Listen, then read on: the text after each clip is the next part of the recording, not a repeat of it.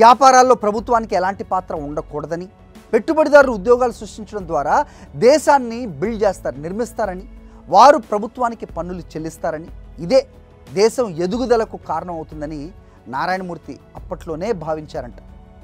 ఇదంతా నారాయణమూర్తి వర్షన్. ఇప్పటి వరకు 2 వర్షన్స్ విన్నాం. ఒకటి పని ఒత్తిడి కారణంగా జరుగుతున్న ఘోరాలు, సెకండ్ది నారాయణమూర్తి అదే పనిగా సజెస్ట్ చేస్తున్న వారానికి 70 అవర్స్ వర్కింగ్ అవర్స్. ఇప్పుడు డాక్టర్లు అలాగే అధ్యయనాలు ఏం చెప్తున్నాయి ఒకసారి చూద్దాం.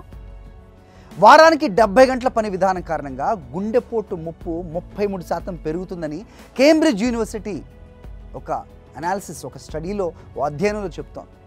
ప్రపంచ ఆరోగ్య సంస్థ లెక్కల ప్రకారం అధిక పని ఒత్తిడితో 2016లో 7,45,000 మంది ప్రపంచవ్యాప్తంగా చనిపోయారు. 2010 నుంచి 19 మధ్య 350 మంది ఇండియన్ డాక్టర్స్ కేవలం ఓవర్ టైం వర్క్ తట్టుకోలేక సూసైడ్ చేసుకున్నారు. అటు అమెరికాలో ఈ వృత్తిపరమైన ఒత్తిడి, ఈ పియర్ ప్రెషర్ ఏదైతే ఉందో, ఇది ఆరోగ్య సమస్యల్ని విపరీతంగా పెంచుతుందని స్టడీస్ కూడా చెప్తున్నాయి, నివేదికలు చెప్తున్నాయి. పని సంబంధిత ఒత్తిడి కారణంగా అమెరికాలో సంవత్సరానికి 20,230 మందికి పైగా మరణిస్తున్నారు.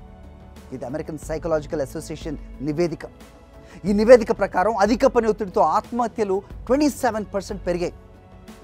ఇక వరల్డ్ హెల్త్ ఆర్గనైజేషన్ స్టడీస్ ప్రకారం వారానికి 55 గంటలకు మించి పనిచేస్తే హార్ట్ స్ట్రోక్ వచ్చే అవకాశం 1.3 రెట్లు పెరుగుతుందంట.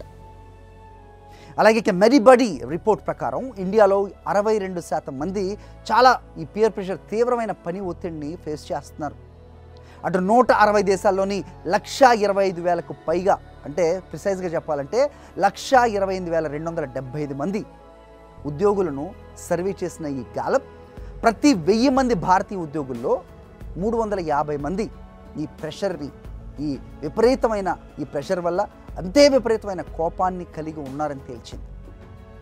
అటు తీవ్రమైన పని వేళల కారణంగా డిప్రెషన్ బారిన పడే వాళ్ళ సంఖ్య కూడా పెరుగుతోంది. It's been increasing.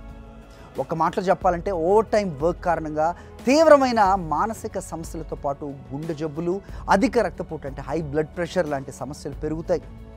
ఇది డాక్టర్స్ చెప్తున్న పచ్చి నిజాలు.